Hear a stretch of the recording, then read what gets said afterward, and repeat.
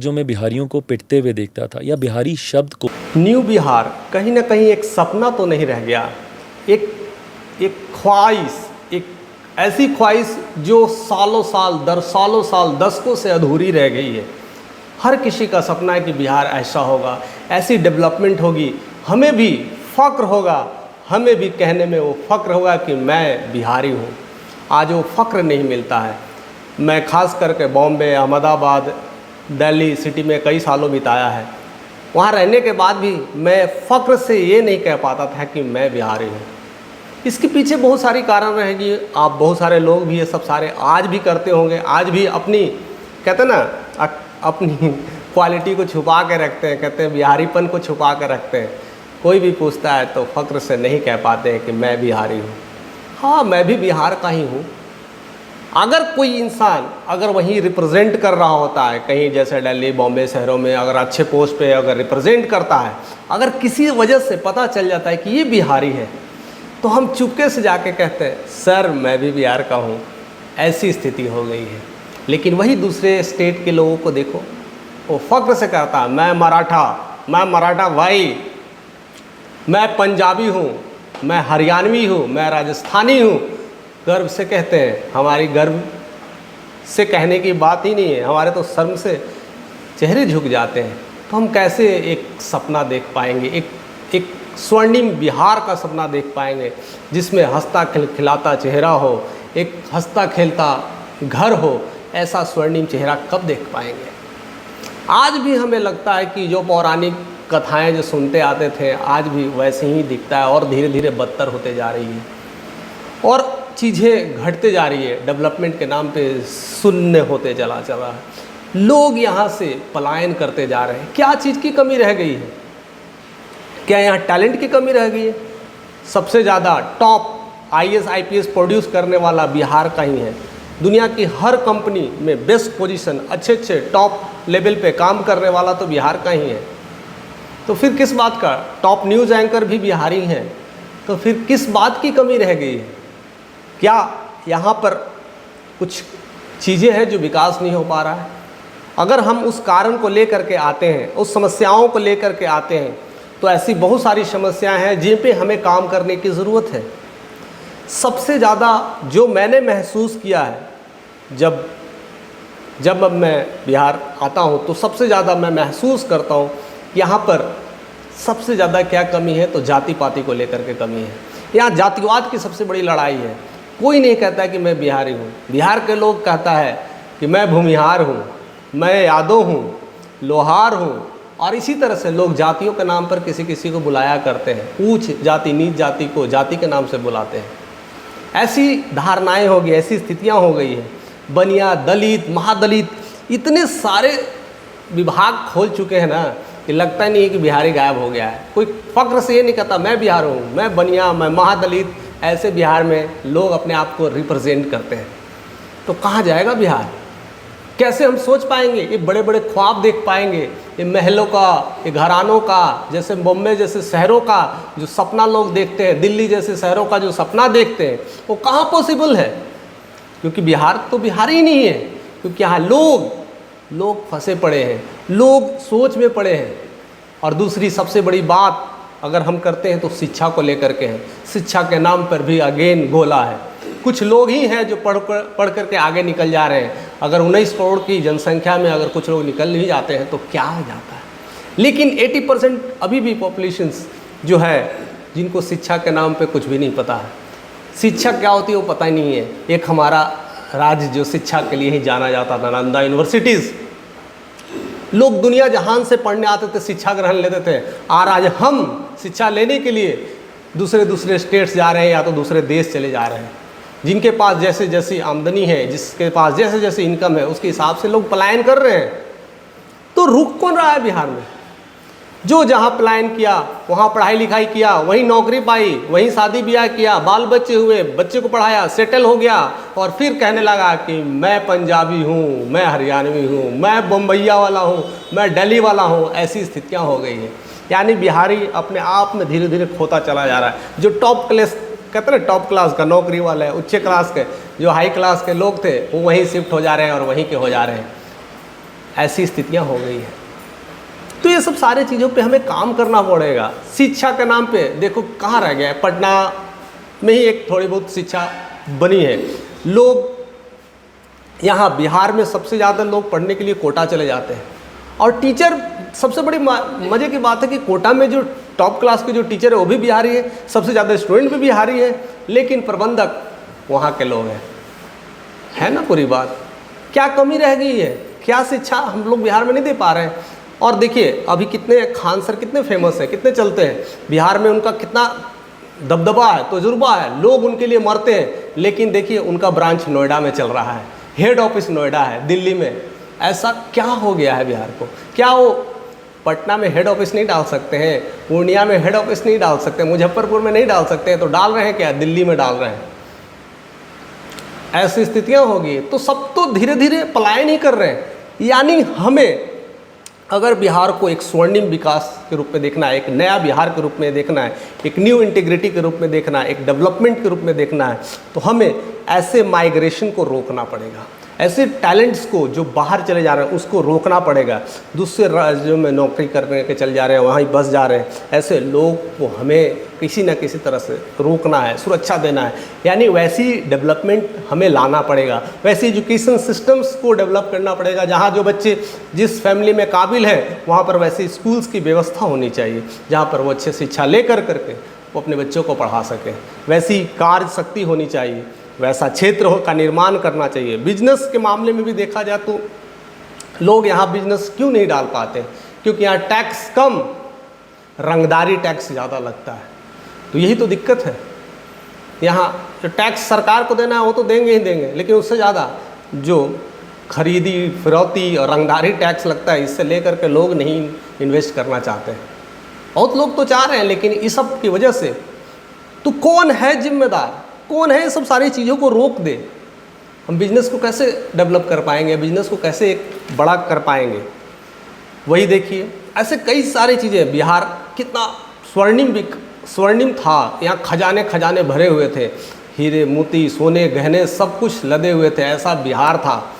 लेकिन जैसे ही बिहार से झारखंड अलग हुआ तो लग रहा था कि सब कुछ खत्म हो गया है। लेकिन फिर भी हमने कोशिश ही नहीं किया, हम बस उसी का ठीकरा फोड़ करके और रोते हैं, चिल्लाते हैं और कहते हैं। और बिहार में धीरे धीरे ऐसे ही बंटवारे करते जा रहे हैं। आज भी बिहार में गंगा ई पार और गंगा ऊ पार का बंटवारा आज भी चलता है। लोग गंगा ऊ पार को अपने आप को भोजपुरी गला कहते हैं और इस पार को मगहिया कहते हैं, और ऐसे भी आपस में बंटवारा हो गया है। उधर के लोग इधर नहीं आना चाहते हैं, इधर के लोग उधर नहीं जाना चाहते हैं, और इसी में भी टकराव है। तो कैसे कहेंगे कि हम बिहारी हैं? हम फ़क्र से करेंगे, हम गर्व से कहेंगे, कहाँ से कह पाएंगे? कुछ लोग हैं जो अपने क्षेत्र में कुछ अच्छा कर पा रहे हैं तो शायद वो कह पा रहे हैं फ़क्र से। और कभी कभी कुछ भोजपुरी इंडस्ट्रीज़ में भी लेकर के बहुत सारी बातें चलती है, और उसमें भी जिस तरह का फिल्मोत्सव का प्रदर्शन चलता है, गाने का प्रदर्शन चलता है, तो कहीं ना कहीं लेकर करके भी लोग अपने आप को कहते हैं वैसा अश्लील चीज़ें चला देते हैं। तो लगता है कि एक बिहार का जो कलंक है वो फिर से जागृत हो उठता है। सारी चीज़ों का जिम्मेदार कौन है? ये हम ही लोग तो जिम्मेदार हैं। और कहते हैं बिहार में सब कुछ है, बिहार में टैलेंटेड है, बिहार में सब कुछ बदलने की सीमा है, इतने इतने लोग काबिल हैं, पूरे पॉलिटिक्स यहाँ दूसरे स्टेट को हिला कर रखता है, यहाँ तक कि पीएम की कुर्सी को भी बिहार हिला कर रखता है। इतनी पावर है, लेकिन खुद हिल गया है। जो पूरे देश में अपने देश में कब्जा बना के रखता है, अपने प्रभुता बना के रखता है, वो अपनी ही अखंडता और प्रभुता के गुणगान नहीं गा पा रहा है। क्या रह गई है कमी? आखिर अगर देखा जाए तो इसमें किसकी ज़रूरत है? हमें किसकी ज़रूरत है? हम लोग को जागरूक तो होना ही चाहिए। सही बात है, हर इंसान जागरूक हो जाए, हर इंसान नया नया तरीके से सोचने लगे, परिवर्तन लाने लगे, तो एक काम हो सकता है। धरातल से लेकर के हर चीज़ देखा जाए। मैं बहुत सारे वीडियोस इस पे लाऊंगा कि बिहार में अभी भी डेवलपमेंट को लेकर के क्या क्या चीज़ें चल रहा है और क्या क्या चीज़ें हो रही है, कितने लेवल की हो पाई है, और आप देखोगे तो दंग रह जाओगे। कुछ चीज़ें दिखा कर करके हम लोगों को धोखा में नहीं रख सकते हैं कि हम बहुत कुछ कर रहे हैं। धरातल पे देखिए आज भी बहुत सारी चीज़ें तकलीफ़ें आज भी बहुत सारे दिखते हैं, उसे कोई दिखा ही नहीं रहा। उसे भी दिखाने की ज़रूरत है, और मैं इस चैनल के माध्यम से सब कुछ दिखाऊंगा, क्योंकि मैं फ़क्र से कहता हूँ मैं भी बिहारी हूँ। तो तो उस लेवल पे ला करके हमें भी रखना है, चीज़ों को बताना है। और इन तमाम चीज़ों में ले करके जो इलेक्शन का मुद्दा जो आज फंस के रह गया, जो आने वाला 2025 का इलेक्शन है, और इन सारी चीज़ों में बहुत सारे नेता बहुत सारे वादे कर रहे हैं, तो हमें निर्णय अब करना होगा कि इस बार हम चुने तो किसकी सरकार चुने। आखिर कौन है इन सारी मुद्दाओं को एक्शन में ले पाए, कौन सारी मुद्दाएं हैं जो इस पे ध्यान दे रही है। टूरिज़्म को अगर बात करा जाए तो टूरिज़्म में भी अभी बहुत कुछ कर सकता है बिहार। गंगा नदी को बहुत अच्छा डेवलप कर करके उसमें टूरिज़्म की चीज़ें लाया जा सकता है। माँ धरती की, कहते हैं ना, माँ सीता की धरती है, सीता यहीं से जन्म ली थी। देखिए अयोध्या में राम जन्मभूमि में जिस तरह से बना है, कितना वहाँ इंडस्ट्रीज का विकास हुआ है, कितना सारा वहाँ धरातल पर विकास हो रहा है। अगर ऐसी कुछ चीज़ें बता दें जिसने श्री राम का दर्शन किया है, अगर माता सीता का दर्शन ना करे तो वो दर्शन अधूरा है। तो लोग सीता के दर्शन के लिए भी वहाँ चले आएंगे, लेकिन सीता के दर्शन के लिए उसी तरह से सीता का भी महल होना चाहिए। तो इस तरह का डेवलपमेंट किया जाए, तो विकास किया जाए, इस पूरी तरह का ऐसा सोच रखें तो कितना सारा बदलाव होगा। ऐसी सोच रखने वाला आपके नेता कौन है, हमें यही चुनना है, हमें यही देखना है। और पिछले 20-25 सालों में हमें ये निर्णय तो ले ही लेना चाहिए कि हमने देखा है कि 20-25 सालों में क्या क्या बदलाव हुआ है। 2000 में जब बिहार से झारखंड अलग हुआ था तब हमारे पास कहते कुछ नहीं था, लेकिन 20 साल हो गए, 24 साल होने वाले हैं आज। 24 साल के बाद भी आज हम नहीं समझ पा रहे हैं कि आज भी हम वही लड़ाई लड़ रहे हैं, तो इसलिए तो पीछे रह जा रहे हैं। तो हमें वो चीज़ को देखना पड़ेगा, हमें वैसे इंसान को देखना पड़ेगा, ऐसे नेता को देखना पड़ेगा, और जातिवाद की इस परंपरा को उठ कर वैसे नेता को हमें धरातल पे लाना होगा जो इन सारी मुद्दाओं पे देखता है, इन सारी मुद्दाओं की सोच रखता है, इन सारे मुद्दाओं पे परिवर्तन की बात करता है। तो ऐसे नेता को वेलकम है। अगर वैसे नेता हमारे पास आते हैं तो बहुत चीज़ विकास करने की ज़रूरत है, बहुत सारे ट्रेंडिंग करने की ज़रूरत है, और इस तरह से ट्रेंड करेंगे तो विकास ऑटोमेटिक शुरू हो जाएगा। और सबसे बड़ी बात है, बिहार का विकास करने के लिए बिहार के राजस्व का विकास करना चाहिए। जैसे जैसे बिहार में लेन देन बढ़ेगा, बिक्री बढ़ेगी, लोग आना शुरू होंगे, बिजनेस बढ़ेगा, तो चीज़ें अपने आप सुधर जाएगी, अपने आप बदलेगी। लोगों के पास 2 वक्त के खाने की रोटी नहीं है तो क्या करेंगे, वोट के लिए बिक जाते हैं, नोट पे वोट की बिक्री होती है, ये सब सारी चीज़ें हो रही है। तो ये सब सारी चीज़ों को रोक करके एक नई शिक्षा डेवलपमेंट करने की ज़रूरत है, एक आत्मनिर्भर बिहार बनाने की ज़रूरत है। तो आपके नज़र में ऐसा कोई नेता है जो इन सारी मुद्दाओं को देख पा रहा है? ऐसा किसमें काबिलियत है? या वो आपके चहेते चिराग पासवान हों, या हमारे अभी के जो सीएम नीतीश जी हैं, या बिहार के युवा नेता तेजस्वी जी हैं, और एक नया सितारा उभरता हुआ जो आ रहे हैं प्रशांत किशोर जी हैं। ऐसे इन चारों में आप किन की झलक देखते हो, किन के चेहरे में वो चमक है, किन के चेहरे में, कहते हैं किन की आंखों में वो चमक है कि वो बिहार को एक ऐसा सपना, एक ऐसा मॉडल दिखा पा रहा है। और हाल ही में मैंने एक इंटरव्यू देखा जिसमें चिराग पासवान का इंटरव्यू काफ़ी वो वायरल हो रहा है, जिसमें वो कहीं ना कहीं वो सपना देख पा रहे हैं, वैसी मॉडल्स वो तैयार करने की सोच रहे हैं। तो शायद लगता है कि हम कहीं ना कहीं ऐसे नेता को ढूंढ रहे हैं और नेता आसपास ही हो। तो हमें देखना है कि वही काबिल है या और कोई काबिल है। हमें अपने इस सारी जातिवाद मुद्दों से उठ कर करके ऐसे नेता को ढूंढना है और उनको सपोर्ट करना है, उनकी सारी गाथाओं को बताना है और एक बार परिवर्तन करके देखना है, क्योंकि सिर्फ एक बार ही परिवर्तन करने का मौका मिलता है हर कोई को, फिर मौका नहीं मिलेगा तो आदमी क्या कर पाएगा। अगर आप 25 साल के हैं, अगर आप सोचते हैं कि अगर मुझे नौकरी ले जाएंगी तो सब कुछ परिवार सब कुछ अच्छा हो जाएगा, लेकिन आपको 5 साल अगर नौकरी ना मिले तो क्या आपकी स्थिति वही रहेगी? आपके शादी ब्याह, बाल बच्चे, परिवार सबकी स्थिति खराब हो जाएगी। क्या पता आप टूट जाएं, फिर आप 30 साल 32 साल के बाद भी नौकरी लेकर के क्या करेंगे? जोड़ने की कोशिश करेंगे तो जच्चे से जुड़ भी नहीं पाता है। तो अभी मौका है, इतने साल हमने गंवा दिए, अब नहीं गंवाएंगे। अब बिहार को एक नया मॉडल देंगे, एक बिहार को एक नया परिवर्तन की काम का करना कोशिश करेंगे और उसमें एक नया चेहरा जो हम देख पा रहे हैं। और आप लोग हमें कमेंट करके बताइए कि कौन है वो नया चेहरा जिससे वो नया मॉडल एक नया बिहार को देख पाने में सक्षम रखता है और पूरे बिहार को बदलने में वो काबिल है और एक काबिलियत रखता है। वैसे चुनावी नेता, वैसे चुनावी पॉलिटिशियन को स्वागत करें और हमें कमेंट के माध्यम से बताएं कि आखिर कौन है वो।